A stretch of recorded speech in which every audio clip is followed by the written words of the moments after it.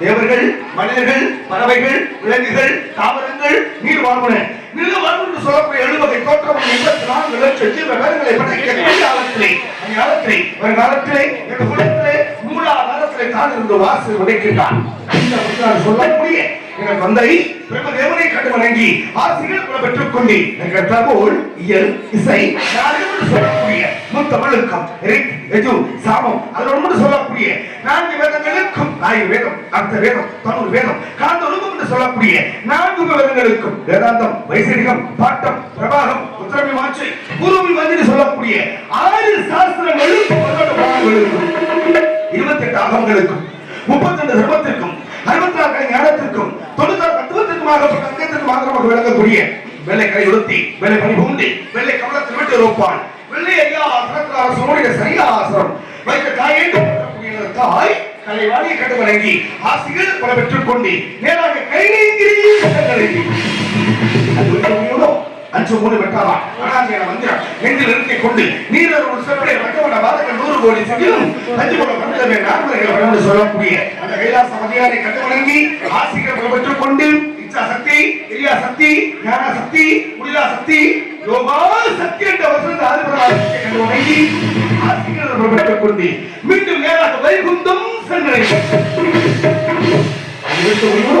மெச்சமுக நேரமா 2வது காலையில் இச்சையும் ஜெயம் எடுக்கவா வச்ச ஒருமா கூட சிக்காரா மரமா வைக்கிறது சொன்னாடி வச்சா கோருமா வராக வாமன்னா நரசிங்கா பரசுராமா ராமா பலராமா கிருஷ்ணா கைக்கிட்டு சொல்லக்கூடிய அது அந்த முல்லா அவருக்கு கோவில் கொண்டு ஆள் 2 வெள்ளி கொண்டு இருக்கக்கூடிய அந்த ஸ்ரீமத் நாராயணமூர்த்தியை கண்டு வணங்கி ஆசிரியர் பெற்றுக் கொண்டு வீரலட்சுமி, விஜயலட்சுமி, கஜலட்சுமி, சந்தான லட்சுமி, தானிய லட்சுமி என்ற பெற்றுக் கொண்டு திரேதாயுகம் சுபாவரயுகம் நடந்து கொண்டு இருப்பதோ கலியுகம். தொண்டு செய்யும் மன்னவாக அற்பமான பெருமலை சார் வந்துள்ளி கழக கிடைக்கிறவனால் யாரை வணங்குவது எப்படி வணங்குவது என்று பார்க்கின்ற பொழுது ஒரு தொழில் செய்தால் அதில் விற்கணும் வராமல் இருக்க அந்த விண்ணநாயகம் நடப்பது முறையாகும் அன்போம் வன்மைப்போம் அன்னை வயிற்றில் பிறந்த பிள்ளைக்கும் போதா பேரமும் நரசம் கோமதிய மாமனுடைய வீட்டில் இருக்கும் செல்வ கணபதியை கைதுள்ளக்கால் என்று சொல்லியிருக்கிறாங்க. ஐந்து கலத்தோணி ஆணை முகத்திரை இந்த ராமர கல்பகனை நந்தி மகந்தனை ஞான குழந்தை புந்தியில் வைத்தடி மொழியில் சொல்லி அவரை வணங்கி அவரை இணங்கி நம் கழகத்தில் தோங்குவது சித்தமாகும் நாராயணனே. ஒரு நாளைக்கு ஒரு கழகம் செய்ய வேண்டும். அப்படி கழகம் செய்யாத சிறுசேலம் 1008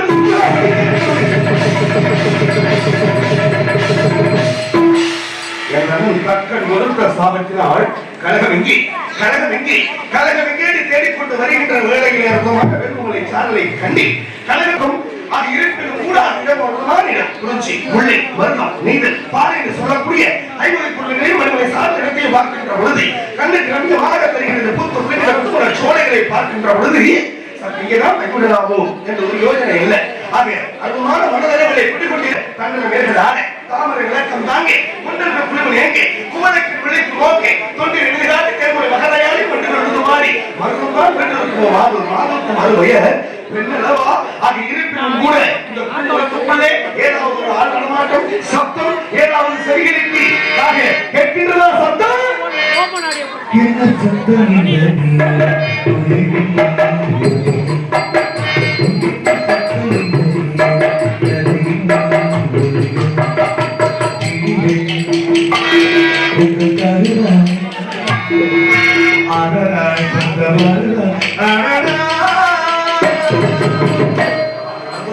சப்தம் ஆலோலம் சோ என்று பண்பாடிக் கொண்டு இருக்கின்றாளே பெண்மகள். யார் இந்த பெண்மகள்? எதற்காக ஆலோலம் சோ என்று புரிகிறார் என்று பார்க்கின்ற பொழுது சோ என்றாலே வா என்று பொருளவா. யாரை வா என்று அழைக்கின்றார்? கண்ணனை வா, கடவுளை வா, கார்த்திகேயனை வா என்று கூவாமல் துவிக்கொண்டு இருக்கின்றாளே. ஓங்கின புறத்தை உச்சரித்து ஆலோலம் சோ என்று கூவாமல் துவிக்கொண்டு வருகின்றாளே. சுந்தரவழியாகத்தான் இருக்க வேண்டும். இந்த சுந்தரவழியை முருகப்பெருமானோடு பிரம்ம முகூர்த்தத்திலே அற்புதமான முறைகளிலே சேர்க்க வேண்டும். அது இருப்பினும் கூட அதை கடைபிடிக்க வைக்க வேண்டும். இந்த இடத்திலே ஒரு அற்புதமான ஒரு நிகழ்வு நடக்க வேண்டும். ஒரு ஆணுக்கு பெண்ணுக்கு இந்த பூலோகத்தில் திருமணம் நடந்தாலே அதுக்கு பேரு அது திருமண விழான்னு சொல்லும். ஆனால் தேவலோகத்தில் இருக்கக்கூடிய தெய்வ பிறவியான முருகப்பெருமானுக்கும் திருமணம் நடந்தா அது பேரு திருமண விழா அல்ல, திருக்கல்யாணம். கொஞ்சம் மாறி இருக்கு, நபர்கள் மாறுகின்ற போது பேரும் மாறியிருக்கு. ஒரு ஆணுக்கு திருமண விழா இருக்கு.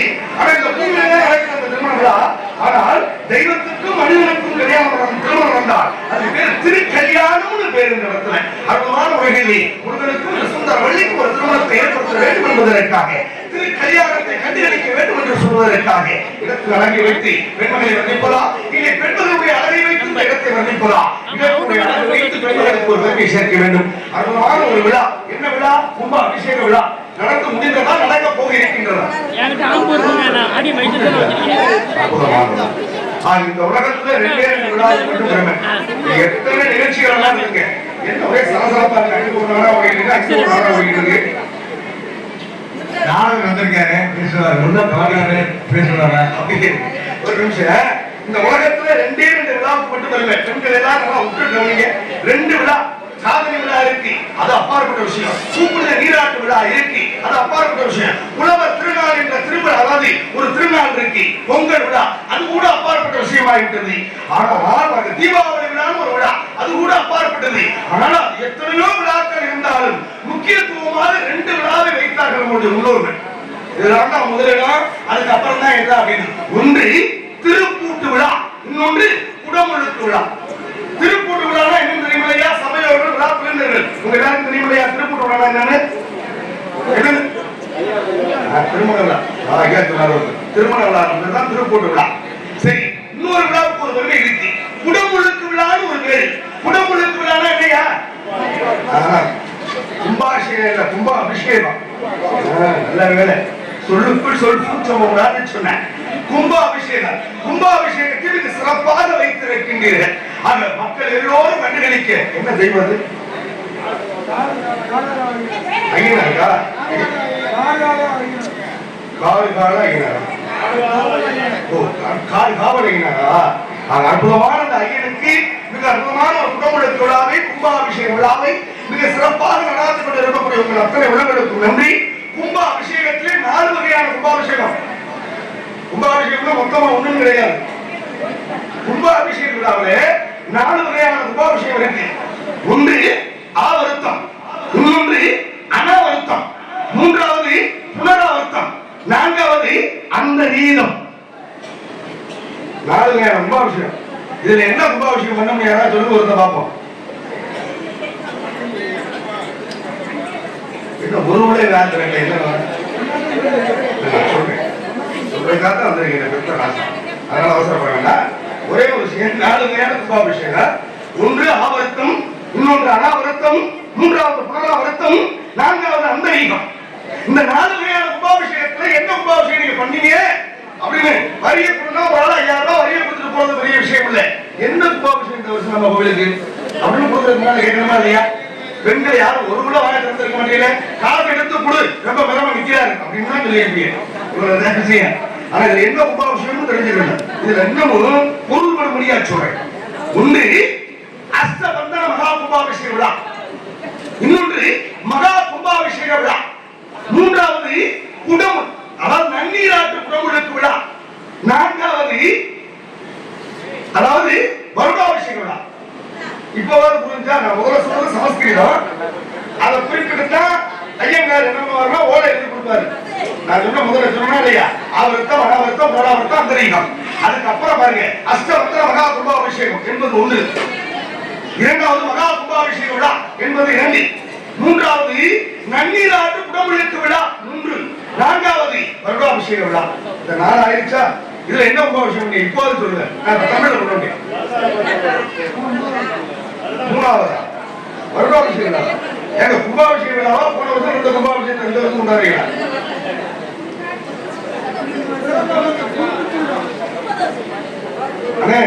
என்ன கும்பாபிஷேகம்?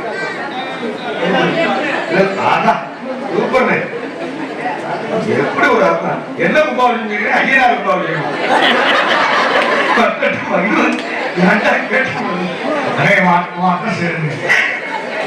மறக்காம போன் நம்பர் கொடுத்து போக இருப்பினும் கூட பாருங்க, இந்த நாளுக்குமே ஒரு விளக்கம் கொடுக்கிறேன். அஷ்டபந்தன மகா கும்பாபிஷேக விழா என்பது ஒரு கோவிலில் புதிதாக கட்டி கீழிருந்து மேல் வரைக்கும் எதிர் சுவர்களை எழுப்பி அது உச்சியிலே கலசத்தை வைத்து அதுல 8 வகையான மருந்தை எடுத்து கீழத்துல வச்சு அந்த கலசத்துல தண்ணீரை மேலையும் உள்ளே ஊத்திட்டோம்னா அதுக்கு பேரு அஷ்டபந்தன மகா கும்பாபிஷேக விழா. 2வது பழைய கோவிலை மீண்டும் புதுப்பித்து வண்ணங்களை தீட்டி 8 வகையான மருந்தை இடித்து பீடத்துல வச்சு செல்லையை தூக்கி வச்சு தண்ணியை ஊத்துனீங்கன்னா அதுக்கு பேரு மகா கும்பாபிஷேக விழா. 3வது கும்பாபிஷேகம் பாருங்க, இந்த வருடம் நம்ம ஐயனாருக்கு கும்பாபிஷேகம் நடந்துச்சுல, இதே நட்சத்திரத்திலே, இதே திதியிலே, இதே நாளிகையிலே, அடுத்த வருடம் இதே நட்சத்திரம், இதே நாளிகை, இதே திதி வருகின்ற பொழுது கொஞ்சோண்டு தண்ணியை மேல ஊத்தியாச்சுன்னா அதுதான் வருடாபிஷேக விழா. நீங்க பண்ணது வருடாபிஷேக விழாவா மகா கும்பாபிஷேக விழாவா? அது அஷ்டபந்தன மகா கும்பாபிஷேக விழா.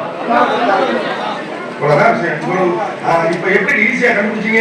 அப்ப இவ்வளவு விளக்கம் கொடுக்கிறது மாதிரி தெரியும். ஏங்க அதுக்குதான் ஒரு கூட்டம் இருக்கு.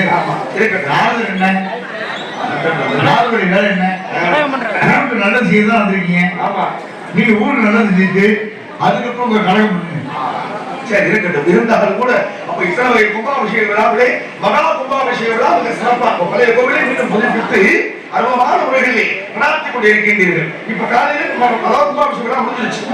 விழா குழுவினர்கள் நீங்க தான் இதுக்கு பதில் சொல்லணும். விழா குழுவினர்கள் இதுக்கு மட்டும் பதில் சொல்லுங்க. யாராவது ஒருத்தர் சொல்லுங்க. நல்லா விஷயம் மட்டும் சொல்லிடாது. ஆத்தாடி ஐயனார் கும்பாபிஷேக அல்லது இடையில் ஒரு நகைச்சுவையாக நன்றி. அது இருப்பினும் கூட விழா குழுவினர்களுக்கு ஒரு விழா கும்பாபிஷேகம் முடிஞ்சிருச்சு. காலையில எல்லாரும் போய் அர்ச்சனை பண்ணிருப்பீங்க. அர்ச்சனை பண்ணீங்களா? சாமி கொடுப்பீங்க. நம்ம ஊர் கோவில்ல கும்பாபிஷேகம் முடிஞ்சு தெய்வத்துக்கு உயிர் வந்துருச்சு அப்படின்னா அந்த உயிர்க்கக்கூடிய தெய்வத்தை வணங்கக்கூடிய நிலை எல்லாருக்கும் உண்டு. அப்ப அர்ச்சனையே செய்யக்கூடியது உண்டு. போய் தெய்வத்தை வணங்கக்கூடிய நிலை உண்டு. அப்ப தெய்வத்துக்கு உயிர் வந்துருச்சுன்னு அர்த்தம். தெய்வத்துக்கு கோவில் கட்டியாச்சு, வரிகளை சேர்த்தாச்சு, எல்லாரும் வந்து குடமுழுக்கு விழாவிலே அந்த தண்ணீரை ஊற்றியாச்சு. இதுக்கப்புறம் ஒரு விழா ஒன்று ஏற்பாடு பண்ணியிருப்பீங்க, மண்டலாபிஷேக விழான்னு. தெய்வத்துக்கு தான் உயிர் வந்துருச்சு, அப்புறம் ஏன் மறுபடியும் செலவு பண்ணி மண்டலாபிஷேகம் விழா பண்றீங்கன்னு கேக்குது. அங்க கேட்கணுமா? உங்களதான் கேட்டேன். நீங்க யாராவது சொல்லுங்க. இவர் சொல்றாரு, எங்கிட்ட கேட்காதீங்க, அந்த சேர்ல உட்காந்துருக்காங்க அவரோட ஏன்னா அதுதான் தெரியல. ஏன் 50 ஆனா வைக்கிறாங்களே, ஏன் 25 வைக்கிறாங்களே, ஏன் 108 வைக்கிறாங்களே, அதுதான்மா தெரியுதுமா. தெரியல மண்டல பூஜையா?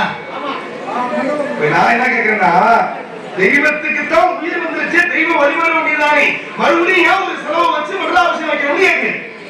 தெரியல, நீங்களா சொல்லுங்க. பழைய மாதிரி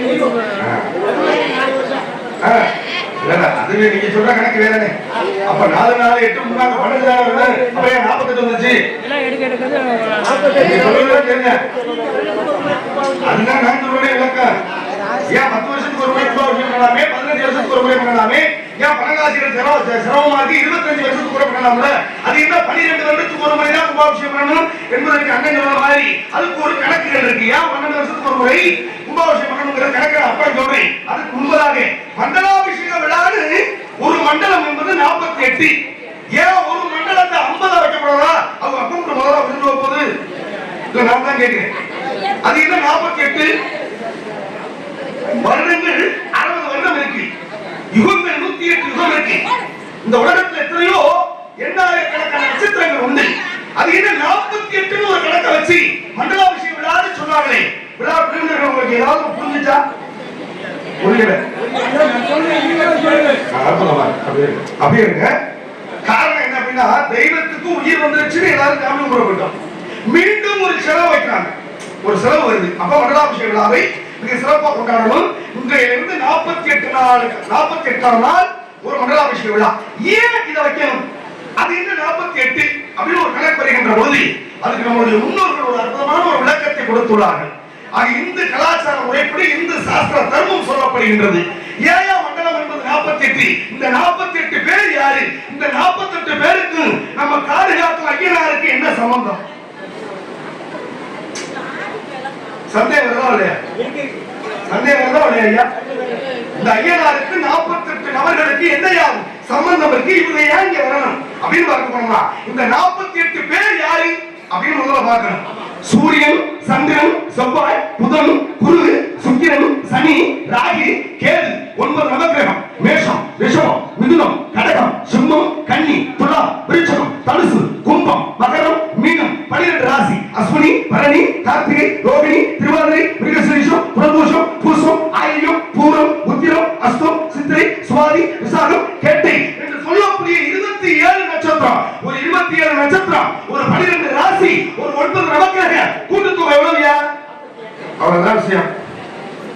அதாவது இந்த 48 பேர் யாராருன்னா 9 நவக்கிரகம், 12 ராசி, 27 நட்சத்திரம். இந்த 48 பேரை ஆக ஒரு நாளைக்கு ஒரு ராசிக்கு அபிஷேகம், ஒரு நாளைக்கு ஒரு நட்சத்திரத்துக்கு அபிஷேகம், ஒரு நாளைக்கு ஒரு கிரகத்துக்கு அபிஷேகம், 48 நாளைக்கு அந்த 48 பேருக்கும் அபிஷேக ஆதாரங்கள் செய்து விட்டால் அந்த 48 பேரும் அந்த ஐயனாருடைய ஆலயத்துக்குள்ள வந்தாட்ட தெய்வத்துக்கு உயிர் வருமாட்ட, இல்லைன்னா வச்ச கைது வச்சது மாதிரி இருக்க. அதனாலதான் மண்டலாபிஷேக விழா. அதனால மண்டலாபிஷேக விழா வச்ச கண்ணு வச்சது மாதிரியே ஆகி போயிடும். அப்ப அதுக்கு உயிர் வரணும்னா, பூர்த்திகரமான உயிர் வரணும்னா 48ஆம் நாள் தான் பூர்த்திகரமான உயிர் வருகின்றது. முழு சக்தி அடைகின்றார் ஐயனார். மண்டலாபிஷேகம் என்பது இதுதான் சிறப்பு. 12 வருடத்துக்கு ஒரு முறைதான் கும்பாபிஷேக விழா பண்ணணும் அப்படிங்கிறது ஒரு நியதி. 12 வருடத்துக்கு ஒரு முறைதான் கும்பாபிஷேகம் பண்ணணும் அப்படின்னா அதுல ஏதாவது ஒரு கணக்கு தெரியுமா ஐயா? ஏன் 12 வருஷத்துக்கு ஒரு முறை தான் பண்ணணும்? ஏன் 10 வருஷத்துக்கு ஒரு முறை பண்ணக்கூடாதா? ஏன் 25 வருஷத்துக்கு ஒரு முறை பண்ணக்கூடாது? அது என்ன 12 அப்படின்னு பார்க்க போனோம்னா, தெய்வத்தினுடைய நிலை 4 பிரிவாக பிரிகின்றது. தெய்வத்தினுடைய நிலை 4 பிரிவு. முதல்ல ஐயனார கருவறைக்குள்ள அப்படியே வச்சிருக்கோம். அந்த கருவறைக்குள்ளே 4 வருடம் இருப்பார் நம்ம ஐயனார். கருவறைக்குள்ள 3 வருஷம் 3 வருஷம் இருப்பார். மறு 4வது வருடம் ஆக கொடி வரத்திற்கு வருவார். மறு 3வது வருடம் பலிபீடத்துக்கு வருவார். மறு 3வது வருடம் பாருங்க மேல கலசத்துக்கு போயிடுவாங்க. அப்ப மேல கலசத்துக்கு உச்சிக்கு போன நம்ம ஐயனாரே கலசத்துல தண்ணீரை ஊற்றி அவரை கொண்டாந்து மறுபடியும் நிலவரைக்க வைக்கணும். இல்லைன்னா நம்ம ஊர் தெய்வம் அடுத்த ஊருக்கு போயிருக்காங்க. அதனாலதான் 12 வருடத்துக்கு ஒரு முறை கும்பாபிஷேகம் விழா. புரிஞ்சுச்சா? நம்ம தெய்வத்தை நம்ம சரியா பாதுகாக்கணும். நன்றி. இரு மனசா கைதட்டல் எதுதான் சந்தேகம் கேள்வி நான் தான் சொல்றேன். முதல் பக்கமா கட்டளையே இதுல ஏதாவது சந்தேகம்னா கேள்வி நான் தான் சொல்றேன். 3 வருடத்துக்கு ஒரு முறை தெய்வம் பெறப்படுகின்றது.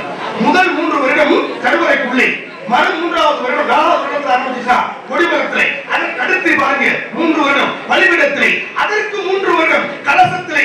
அப்ப கலசத்துக்கு போயிடுச்சு, மேல போயிடுச்சு அதனுடைய நிலை. அதை அப்படியே அங்கே விட்டுறக்கூடாது. அதை மீண்டும் புதுப்பிச்சு கருவறைகள் 8 வகையான மருந்து. அதனாலதான் எத்தனை வகை மருந்து ஐயா? அந்த மருந்துக்கு பேர் என்ன தெரியுமாயா? நம்ம தான் செலவு வாங்கி வாங்கி கொடுத்தா அவங்க வாங்கிட்டாங்க சொல்லக்கூடாதுன்னு சொல்றாங்க. கிரகமா இருக்கு. ஒருத்தர் அலைபேசியில் சொல்றாரு, யோ 8 வகையான மருந்து நீ மாட்டில் சொன்னீங்கன்னா எங்க உடம்பு யாரு ரேட் வைக்கிறியா? அந்த ஐயர் ஆமா இப்படி எல்லாம் இருக்கு நிலவரம். எல்லாம் நமக்குள்ளதான் இருக்கு அந்த பொறுப்புறாங்க. ஆனா நமக்கே தெரியாத மாதிரி இருப்பீங்க. எல்லாமே நமக்குள்ளதான் இருக்கு. இந்த 8 வகையான மருந்துக்கு தெய்வத்துக்கு ஏதாவது ஒற்றுமை இருக்கா? அதனால அஷ்டம்னா 8. தமிழ்ல சொல்றது இயற்கணித முறையில 1, 2, 3ன்னு சொல்லுவோம்ல. அத சமஸ்கிருதத்துல என்ன சொல்றாங்க? ஏகம், சிஷ்டம், சூலம், சதுரம், பஞ்சம், ஆக சேஷம், சப்தம், அஷ்டம், நவம், தசம். அஷ்டம்னா 8. அப்ப 8 வகையான மருந்து இங்க இருக்கிறதுனால அஷ்டம்னா 8. அஷ்ட பந்தன மகா கும்பாபிஷேக விழா அப்படின்னு பேரு. இது சமஸ்கிருத மொழி. நான் தமிழ் 1, 2, 3, 4 தமிழ். இவ்வளவுதான் விஷயம். இதுக்குள்ள நிறைய விஷயங்கள் இருக்கின்றது. அப்ப பாருங்க, இப்ப கலசத்திலே தண்ணீர் ஊற்றுகின்ற பொழுது ஒரு மிகப்பெரிய ஒரு நபரை மட்டும் எதிர்பார்ப்பீங்க. எதிர்பார்ப்பீங்களா இல்லையா? என்ன விழா புரிந்தவர்கள் வாய் அழைச்சு போயிருக்கீங்க, ஏதாவது தரங்க. நீங்க தண்ணி ஊற்றுகின்ற பொழுது யாரை எதிர்பார்ப்பீங்க? கருட பகவானை எதிர்பார்ப்பது உண்டு.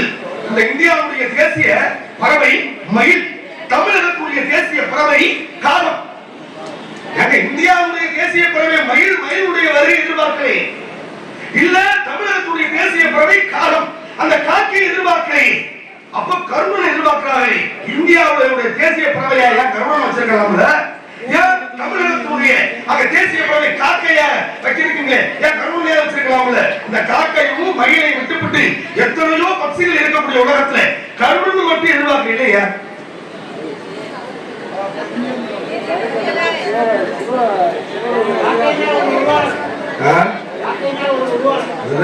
காவேரி அதையான் கேக்குறீங்க? காக்கை அகத்திய வச்சிருந்தாலும் கமலம் தட்டி விட்டது. போய் காக்கையாக ஒரு மாதிரி தட்டி விட்டாரு. அதனால காகம் ஆக தட்டி விரிந்து ஓடிதான் காக்கை அப்படின்னு பேர் இருக்கு. அதற்கு நான் கேட்கிறது என்னுடைய கேள்வி, கருணனை எதிர்பார்த்து ஒண்ணு இல்லையா? ஒரு சின்ன ஒரு இந்த சந்தேகத்தை மட்டும் தீர்த்து வைங்க. இந்த சந்தேகத்தை பெண்கள் மட்டும் தீர்த்து வைங்க. ஆண்கள் யாரும் ஆயிரம் இருக்கிறாங்க சரியா? பெண்கள் மட்டும் தீர்த்து வைங்க. இதுல என்ன சந்தேகம்னா, எனக்கு இப்ப நீங்க கும்பாபிஷேக விழா பண்ணீங்கல்ல, இந்த கும்பாபிஷேக விழாவுக்கு இந்த நாடகம் நடக்குது. இப்ப அமைப்பாளர் யாரு? அன்புக்குரிய சகோதரர் பெருமாள் அட்வான்ஸ் கொடுத்து கூட்டு வந்தார். அவரே மறந்துட்டு பேசுறீங்க. உள்ளூர்ல இருந்து இருக்குமோ அப்படின்னு பார்த்தேன். வேற யாராவது இருப்பாங்களா? அப்படியே இருக்கு. ஒரே ஒரு விஷயம் இந்த இடத்துல, அப்ப அவரை கூட்டியாந்து ஆக முதலாக முன்பணமும் ஒண்ணு கொடுப்பீங்க. முன்பணம்னா என்னன்னு தெரியுமில்லையா? அட்வான்ஸ். ஆங்கிலத்தில் அட்வான்ஸ், தமிழ்ல முன்பணம். முன்பணத்தை கொடுத்து நடிகர்களை கூட்டி வந்து நாடகத்தை சிறப்பாக அமைச்சு கொடுத்தோம்னு சொல்லுவீங்க. அப்ப முன்பணம் கொடுத்து நாடக அட்டையை ஒண்ணு கொடுத்து அவரை வரவேற்கக்கூடிய நிலை எல்லாருக்கும் உண்டு. பிராமணர்கள் இன்றைக்கு ஓதுவதற்கு வந்தார்களா? பிரம்மையாகும், தேவயாகும், அசுரயாகும், பிரமையாகும், மானுடையாகும், சர்ப்பயாகும், இத்தனை வகை யாகத்திலே இங்க நடந்தது பிரம்மயாகம்னு பேரு. அது பேரு பிரம்மயாகம்னு பேரு. இந்த பிரம்மயாகத்துக்கு வந்தார்கள் பிராமணர்கள். அவர்களுக்கு முன்பணம் கொடுத்தீங்கன்னா அப்படியே சும்மா வந்தாங்க. அப்ப முன்பணம் கொடுத்து இந்த அட்டையை கொடுத்து ஐயா வந்துருங்க ஐயா இந்த தேதியிலேன்னு சொல்றோம். அவருக்கு கொடுத்தாச்சு. அப்ப பாத்தீங்கன்னா அன்னதானம் போட்டீங்கன்னா அந்த மேஸ்திரி, சமையல் மேஸ்திரி, அந்த சமையல்காரருக்கு முன்பணம் கொடுத்தானே வந்திருப்பாரு, கொடுக்காம வர மாட்டாருல்ல? அப்ப அவருக்கு முன்பணம் கொடுத்தாச்சு. அப்ப நாடக நடிகர்களுக்கு முன்பணம், பிராமணர்களுக்கு ஓதுவதற்கு முன்பணம், சமையல்காரருக்கு முன்பணம், எல்லாமே வாழை மரம் இலை உட்பட முன்பணம் போயிட்டு இருக்கு. இப்ப இந்த கருணன் இங்க வரணும்னு நீங்க எதிர்பார்த்தீங்களே, அவருக்கு யாரு முன்பணம் இந்த அட்வான்ஸ் கொடுத்தது யாரு? இந்த நாடக அட்டையும் கும்பாபிஷேக அட்டையும் கொடுத்தது யாரு? எப்படி வந்தாரு? நத்தத்தில் கொட்டாம்பட்டி அருகிலே புதூர் என்று சொல்லக்கூடிய ஊருக்கு அருகாமல் வெள்ளாளப்பட்டியா புதூர் வெள்ளாளப்பட்டி புதூரா புதூரா வெளிப்புதூரா இப்ப புதூர்ல இந்த தேதியிலே இந்த நாளிலே இந்த நேரத்திலே இந்த வருடத்திலே இந்த கிழமையிலே கும்பாபிஷேகம் நடக்குது அப்படின்னு நாலறிவு படைத்த பறவைக்கு எப்படியா தெரியும்? அது எப்படி வந்துச்சு? நமக்கு 6 அறிவு இருக்கு. முனிவர்கள் கேளறிவு, கைவருக்கு கெட்டறிவு, ஐயனாரு கெட்டறிவு. அவருக்கு கூட நாளை நடக்க போற விஷயம் தெரியும். பறவைக்கு 4 அறிவு தானே. தாவரத்திற்கு 1 அறிவு, புழுப்பூச்சிகளுக்கு 2 அறிவு, நீரில் வாழக்கூடிய மீன்களுக்கு 3 அறிவு, பறவைகளுக்கு 4 அறிவு, விலங்குகளுக்கு 5 அறிவு, மனிதர்களுக்கு 6 அறிவு. 4 அறிவு படைத்த பறவை இந்த புதூரிலே இத்தனை மணிக்கு சரியா நம்ம போகணும், நம்மளுக்காக அந்த தெய்வமும் மக்களும் காத்துக் கொண்டு இருக்கின்றார்கள். 4 அறிவு படைத்த கருணன் என்ற பறவைக்கு எப்படியா தெரியும் கும்பாபிஷேகம் நடக்குதுன்னு? யாரும் முன்பணம் கொடுத்தமா? யாரும் நாளை அட்டையை கொடுத்தமா? எப்படி தெரியுது? அவர் எப்படி சரியா வந்தாரு? எதன் மூலமாக வர்றாரு? யாராவது ஒருத்தர் சொல்லுங்க பாப்போம். ஒரு கீட்டு தொகை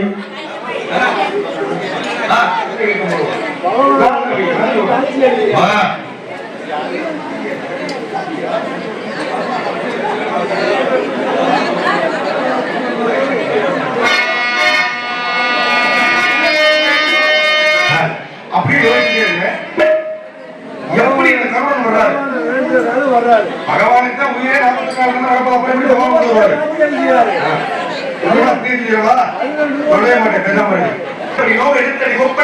சுமந்து வருங்க செய்ய கொட்டி கிழங்கு நாவல் குவினால் வளம்போசி மையம் வருமோ என்று பெயர்பட்ட சுந்தரவதிதானே முருகப்பெருமானை போற்றி அறிவிவா அறிவிவா என்று உறுதலை காவலாக பூசித்து வருகின்றாரே. இவரைத்தான் வர்ணிக்க வேண்டும். எப்படி வர்ணிக்க வேண்டும்? எதை கொண்டு வர்ணிக்க வேண்டும் என்று பார்க்கின்ற பொழுது இடத்தின் அழகை வைத்து பெண்மக்களுக்கு சேர்க்க வேண்டும். இந்த பெண்மக்களை இந்த பெண்மகளை அந்த முருகப்பெருமானோடு கரம் பிடிக்க வைக்க வேண்டும் என்ற ஆசை ஒரு வந்திருந்தாலும் இந்த சுந்தரவல்லிக்கும் எனக்கும் ஏதோ ஒரு உறவு நினைத்து வருகின்றது. இது என்ன உணவாக அமைய வேண்டும்? இதுதான் நாளை சுதியிலே நானும் விஷயம் பாருங்க. நட்புங்கிறது சாதாரணமா இருக்கக்கூடாதா?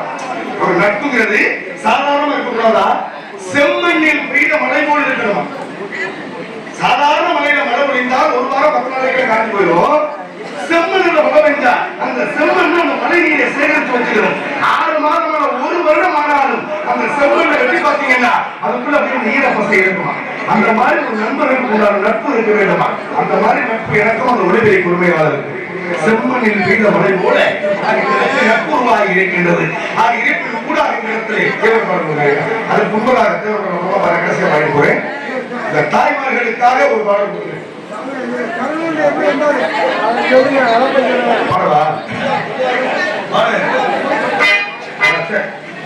அப்படியா? கடைசியாக சொல்லுவேன். என்ன சொந்த ஒரு வீடு போடுறதா? ஒரு உள்ள போகக்கூடாது. அதே விஷயம் சொல்றேன். இந்த பெண்களுக்கு இன்னொரு விஷயம் சொல்றேன். இருக்கக்கூடிய பெண்கள் நிறைய இருக்கிறீங்க. ஆமா, நீங்க கண்டிப்பா கேள்வி நான் வேற சொல்றேன். சொல்லாம போக மாட்டேன். ஆனா ஞாபகப்படுத்த நான் மறந்துடுவேன். அடுத்து அந்த பிள்ளைய வாயை கிடைக்க ஆரம்பிச்சிருக்கா நான் மறந்துடுவேன். அங்க மோத ஆரம்பிச்சேன்னா நீங்க மறந்துடுவேன். கடைசியா முருகனை திருட்டு உள்ள போகும்போது என்ன விளக்காம கேளுங்க நான் சொல்லிடுவேன். எப்படி வந்தாரு புதூருக்கு? யார் வர சொல்லுங்க. ஏன் எப்படி சொல்றா? ஒரு புள்ளி இருந்தா அந்த ஆர்வம் இருக்கு. மருமகாட்ட பக்கம்னு இருக்கும். குத்தி வச்சிருக்க வரைக்கும் ரகசியம் தெரிஞ்சா? அப்ப நான் குத்தி வச்சிருக்க வரைக்கும் ரகசியம் இருக்கட்டும். கண்டிப்பா சொல்லுவோம். இருப்பினும் கூட இப்ப ஒண்ணு இல்ல, நமக்கு ஆம்பளை பிள்ளைங்க இருக்கும், பொம்பளை பிள்ளைங்க இருக்கும். எல்லாருக்குமே ஒரு ஆணுக்கு பெண்ணுக்கு திருமணம் முடிச்சாச்சுனாலே ஒரு ஆணோ பெண்ணோ ஒரு குழந்தை பிறந்துடும். இப்ப நமக்கு ஒரு பொம்பளை பிள்ளை பிறந்துச்சுன்னா பருவம் அடைந்த பிறகு சரியான வயது வருகின்ற பொழுது ஒரு நல்ல மாப்பிள்ளையை பார்த்து கல்யாணம் பண்ணி கொடுக்கணும்னு பெற்ற தாயின் தகப்பனுக்கு என்ன இருக்கும்? இதுல எந்த மாதிரி இருக்கும் இல்லையா? இதான உண்மையும் கூட. அப்படி நம்மளோட பிள்ளைய ஒரு கல்யாணம் பண்ணி கொடுக்கின்ற பொழுது சும்மா வெறுங்கையும் வீசுன கையுமா கொடுத்துருவோமா? ஏதோ நம்ம கையில கிடைக்கக்கூடிய சீர்வரிசை பொருளை கொடுத்தாலும் போவோம். சும்மா விட்டுவிடா ஏதாவது நம்ம கையில கிடைக்கிறது. வசதி இருந்தா 500 ரூபாய் கொடுக்கறா, வசதி இல்லைன்னா 5 கிராமே நடக்கக்கூடிய திருமணம் இருக்கா இல்லையா? இப்ப நம்மோட பிள்ளைய ஒருத்தர் கட்டி முடிக்கின்ற பொழுது நம்மோட பிள்ளைக்கு சீர்வரிசை பொருள் கொடுப்போம்ல, இந்த சீர்வரிசை கொண்டு போய் நம்ம மாப்பிள்ளை வீட்டுல கொண்டு போய் இறக்கி ஒவ்வொரு நாளும் ஒவ்வொரு சீர் எடுத்து புழங்க ஆரம்பிச்சிருவாங்க. அப்படி நம்ம வீட்டுல இருந்து தாய் தகப்பன் வீட்டுல இருந்து கட்டிட்டு போற பொம்பளை பிள்ளை சீர்வரிசையா கொண்டு போன சீர்வரிசை பொருளை கடைசி வரைக்கும் சாகர வரைக்கும் புழங்காமல் இருக்கக்கூடிய சீர் என்ன செய்யுது? நோட்டை சீர வைக்க மாட்டோம்னா என்னம்மா தெரிஞ்சுக்கணும் அதெல்லாம் வைக்க மாட்டோம்ல நகை எழுதுறது கிடையாது இல்ல அவங்க சொல்றத நல்லா கவனிச்சு சொல்றேன். நல்லா கவனிச்சு அம்மா என்ன சொல்றா சோதரி என்ன சொல்றாங்கன்னா அதுல எழுதுற நோட்டு மொய் எழுதுற நோட்டு உங்க வீட்டுல இருக்கிற நோட்டு உங்க வீட்டுல தான் இருக்கும் புரியுதா உங்க வீட்டுக்கு வந்த விருந்தாளிகள் ஆக விருந்த உட்பட முன்னிட்டு அந்த மொய் எழுதுற நோட்டு அப்பா வீட்டுல இருந்து போகும் நான் சொல்றது சீர்வரிசை பொருள்னு சொன்னேன் சீர்வரிசையில எதிரிலே நோட்டு ஒரு நோட்டை அவர்கிட்ட ஒப்படைச்சு வரீங்கல்ல அதை சீரா வைக்கிறது கிடையாது சீர்வரிசையில ஒரு நோட்டு வச்சிருக்கவங்க எழுதிட்டு வரணும் இல்ல இல்ல எழுதுறதுல சீர்வரிசை நோட்டுல எழுதக்கூடிய சீரம் சரி ஒண்ணு வேணாம் இப்ப ஒரு கண்டுபிடிக்க ஒரு உதாரணம் கொடுக்குறேன் முதலாக நான் இப்ப நம்ம ஒரு பிள்ளை நம்ம புதூர்ல இருந்து ஒரு ஊருக்கு கட்டி கொடுக்குறோம் ஒரு பிள்ளைய 4 பேரு இந்த பொண்ணை மாப்பிள்ளை வீட்டுக்கு போய் இன்னும் சீர் கொடுத்துருக்கோம் அப்படின்னு ஒரு நோட்ல எழுதி அவருடைய ஒப்பந்த கையெழுத்து வாங்கிட்டு வர வழக்கம் நம்ம பகுதியில் இருக்கா இல்லையா இருக்குல்ல முதலாக எழுதக்கூடிய சீர் என்ன சீர் நீங்க என்ன எழுதுறீங்க பெரிய மனுஷனுக்கு இதுல சேர்ல இருக்காரு நாற்கால இருக்கணும் சொல்லுங்க நாற்கால இருக்கணும் சொல்லுங்க நீங்க சொல்லக்கூடாது நீங்க சொல்லுங்க அப்பா கேட்க கேள்வி உங்களுக்கு சீர்வரிசை நோட்ல முதலாக பிள்ளையார் சொல்லிக்கு அப்புறம் முதல் சீர் எழுதுங்கல்ல என்ன சீர் எழுதுவீங்க நான் வந்து சொல்றீங்க எந்த உடைய தாய்மாமன்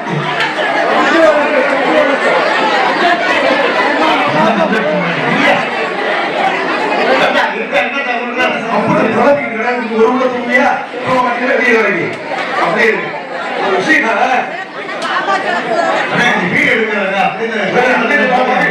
எந்த மாமனே பொண்ணு அனுப்பிங்க மாமன் அனுப்பிடுவாங்க ஒரு விஷயம் முதலாக எழுத சீர்வரிசை நோட்டிலே முதலாக எழுதக்கூடிய சீரு விளக்குன்னா குச்சி விளக்கு இல்ல அகல் விளக்கு அதான் காமாட்சி விளக்கு காமாட்சி விளக்கு தான் முதலாக எழுதக்கூடிய நிலை காமாட்சி விளக்கு வைக்கணும் தெரியுமா ஏன் குத்து விளக்கு வைக்கலாம்ல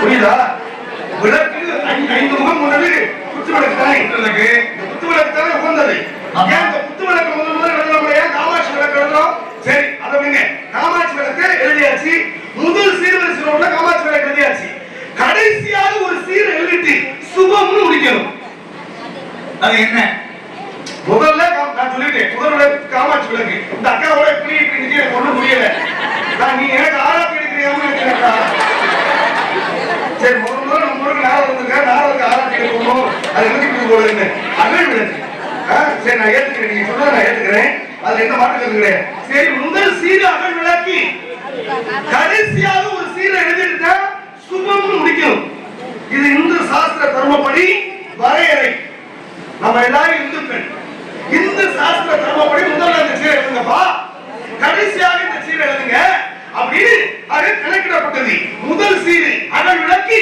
கடைசியான சீரு என்ன சீரு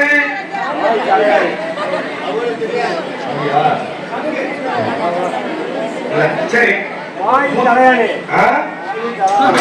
எப்பொழுது தூங்குறதே பாயின் தலைவாணி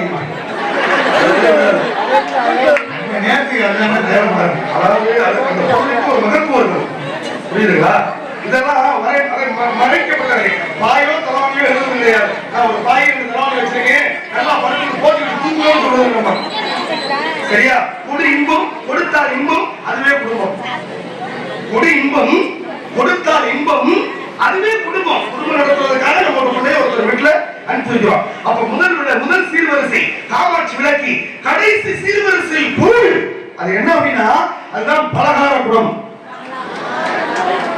அதுதான் பலகார குடம் அதை எழுதிட்டு பலகார குடத்துல 2 பதார்த்தம் வைக்கணும் என்னென்ன பதார்த்தம் தெரியுமா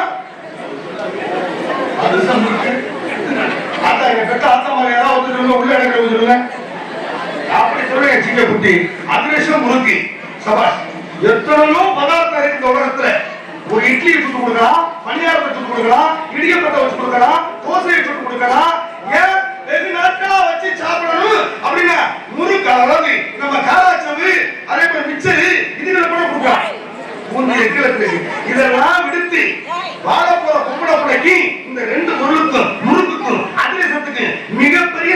உங்களுக்கு என்ன சம்பந்தம்? கொண்டு வந்தவங்க யாராவது ஒருத்தர் சொல்லுங்க. வெளியூர்ல இருந்து வாக்கப்பட்ட நம்ம புதூருக்கு வந்தீங்களே, அந்த மருமக்கள் யாராவது ஒருத்தர் சொல்லுங்க. கூட தாய்மார்கள் உட்கார்ந்துருக்காங்க, ரோசப்பட்டு கிளம்பிய சொல்லிட்டாங்கன்னா சொல்லுங்க.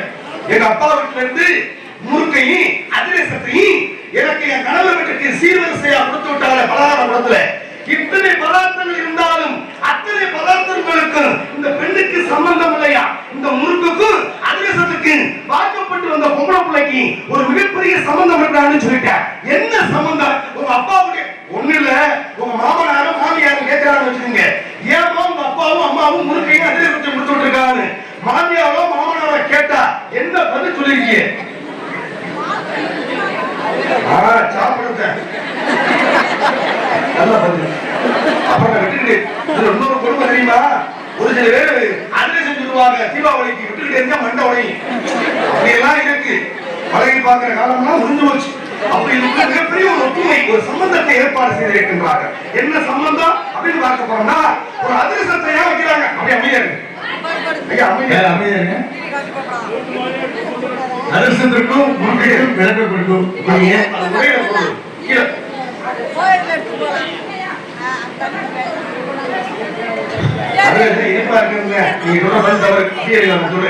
ஒரே ஒரு விஷயம், அதிரசத்தை எதுக்காக கட்டிட்டு போற பொம்பளை பிள்ளைகளை கொடுத்துறாங்க அப்படின்னா, நம்முடைய முன்னோர்கள் மிகப்பெரிய அறிவாளிகள்.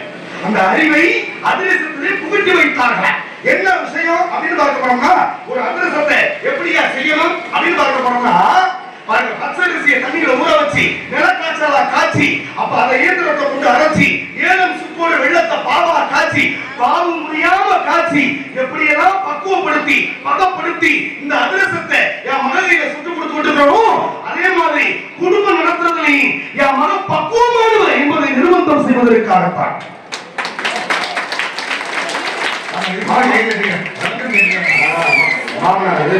மாமனார் வந்து மருமகன் சொல்றார மறைமுகமான செய்தி. என் பிள்ளைய சாதாரணமா வளர்க்கலையா? என் பிள்ளைய இந்த அதிரசத்தை எப்படி எல்லாம் பதப்படுத்தி பக்குவப்படுத்தி இந்த அதிரசத்தை சுட்டு கொடுத்து விட்டுருக்கணும். அதே மாதிரி குடும்பம் நடத்துறதுல என் மகன் பதமானவர் பக்குவமானவர் என்பதை அதிரசம் மூலமா தந்தையார் மருமகனுக்கு சொல்றாரு. பிள்ளை பத்த அப்பா சொல்றாரா? அதனாலதான் அதிரசத்தை கொடுத்தாரு. அதிரசத்துக்கு சொன்னீங்க. சரி, முறுக்கு முறுக்கு அதுல ஒரு விஷயம் இருக்குல்ல. முறுக்கு ஏன் கொடுத்தார்கள்? முறுக்கு கீழே ஓட்டா உடைஞ்சு போகும். உடையிற பொருளை கொடுக்கலாமா? குடும்பம் உடைஞ்சு போயிடாதா? பாருங்க, இருக்கட்டும், அப்படியே இருக்கு. அப்படியே நான் விஷயம் கொடுக்குறேன். இப்ப இந்த முறுக்கு எதற்காக கொடுக்குறாங்கன்னா, முறுக்கு நேரா இருக்காது, கொஞ்சம் கோணமானதா கொக்கு சிக்கலா தான் இருக்கும். ஆமாங்க, கொக்கு சிக்கலா தான் இருக்கு. ஆனா மாமியாரும் மருமகனுக்கு சொல்லக்கூடிய செய்திதான் முறுக்கு. இந்த முறுக்கை ஏன் கொடுத்து அப்படின்னா, இந்த முறுக்கு கோணமானதா கொக்கு சிக்கலா இருக்கு. பெத்த பிள்ளைகிட்ட தாய் சொல்லி கொடுக்குமா, ஒரு குடும்பம்னா போன உடனே நேரா இருக்காது, மேடுமல்லா இருக்கு. ஆக மாமியார் இடைஞ்சல் இருக்கு, மாமனார் இடைஞ்சல் இருக்கும், நாத்தனார் இடைஞ்சல் இருக்கும், குழந்தையார் இடைஞ்சல் இருக்கும். இத்தனை இடைஞ்சல் இந்த முறுக்கு மாதிரியே பின்னி பிணைஞ்சு போய் கிடக்கும். ஆனா அப்பதான் சொல்றாங்க பாருங்க, அதை நேர் சீர் பண்ணி வாழ்றதா வாழ்க்கை. அப்பதான் மாமியார் சொல்றாங்க மருமகளுக்கு. அப்ப ஒரு செய்தி சொல்றாங்க, அப்ப முறுக்கை ஏன் என் பிள்ளைகளை வச்சுட்டு கொடுத்துருக்கீங்க அப்படின்னா, அதாவது காரணம் என்னவென்றால், என் பிள்ளை அறிந்தும் அறியாமலும் தெரிந்தும் தெரியாமலும் ஒரு சில தவறுகளை ஏதாவது செஞ்சுட்டாங்க, முறுக்க போட்டு உடைக்கிற மாதிரி என் பிள்ளைய அடிச்சு கூடாது. மாப்பிள்ள எந்த தவறு நடிக்கிறோம். அப்ப அதிரசத்துக்கு ஒரு பெருமை, முறுக்குக்கு ஒரு பெருமை. கட்டிட்டு போற பொம்பளை பிள்ளைக்கு முறுக்குக்கு அதிரசத்துக்கு இந்து சாஸ்திர தர்மத்தின் பிரகாரம் தமிழ்நாட்டின் பெருமை புகுந்தவாறு கொடுத்தார்களே சீர்வரிசையாக. அதாக முக்கியத்துவம். தமிழகத்துடைய பெருமை இல்லையா? தமிழகத்துக்குள்ள பெருமையா? தமிழ்நாட்டில் வாழக்கூடிய பெண்கள் உங்களுக்கு எவ்வளவு பெருமை அளவிட முடியுமா? தாய்மார்களுக்கு உண்டான பெருமை இந்த உலகத்துல எந்த பக்கம் நடக்க முடியாது. அப்பேற்பட்ட அருமையும் பெருமையும் வாய்ந்த இந்த பூமி, புது பூமியிலே பிறந்த அந்த தாய்மார்கள், ஆண் பெண்கள், குழந்தைகள் அத்தனை செல்வங்களும் அந்த ஐயனாரின் திருமையிலே 100 ஆண்டு காலங்கள் வாழ வேண்டும். நோயில்லாத வாழ்வும் குறைவில்லாத செல்வம் பெற்று எல்லா மக்களும் எல்லா செல்வங்களையும் பெற்று பெருவாழ்வு வாழ வேண்டும் என்று சொல்லி இந்த அரிதான மகமையோடு ஐயனிடம் வேண்டி கைகூப்பி இருகரம் கூப்பி வேண்டுகின்றேன். அன்பு உள்ளங்கள் அத்தனை உள்ளங்களும் அவரவர் செய்கின்ற தொழில்களிலே நீங்கள் வெற்றி பெற வேண்டும் என்பதற்காக அதிகாலையிலே செல்கின்ற பொழுது ஐயன் வாசலிலே இருகை கூப்பி உங்களுக்காக வணங்க வேண்டும் என்பதற்கு கடமையோடு அது இருக்கும் ஒரே ஒரு ஆனா உண்மையிலே நேரம் போயிடுச்சு. எந்த நாதரும் இப்படி விளக்கம் கொடுத்ததான் சரித்திரம் போகும். இதான் உண்மை. என் தம்பி விளக்கம் கொடுத்ததற்கு முதல்ல எங்க இஸ்வரி சார்பா நன்றி. அதே போல இதுவரை நீங்க பேசுறதெல்லாம் ஒத்துக்கிறேன். இனி வரும் வள்ளியை நீங்க சந்திக்க போறீங்க. அவங்கள்ட்ட நீங்க பேசி ஜெயிக்கணும். அவங்க வந்து வல்லாளப்பட்டியில பெரியார் சொல்றாங்க, யாரும் பேருக்கு சிந்தரிய சொல்றாங்க. அவங்களை மிஞ்சி அப்புறம் பாரு சந்திக்க வேண்டும் சுந்தரம்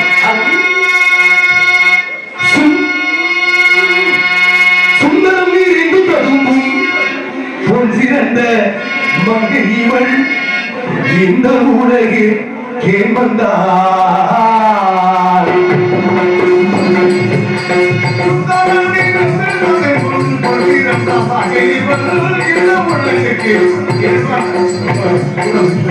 அந்தரம் இருந்த தேவை துணிவு முழங்க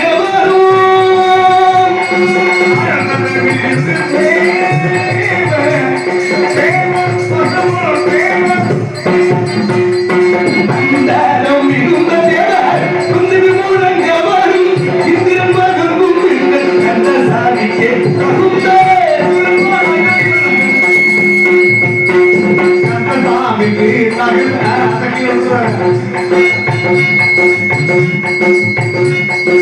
அம்மா வீட்டுல வந்தோடனே சாப்பிட்டேன். அன்பளிப்பை வாரிகளை எனக்கு உணவு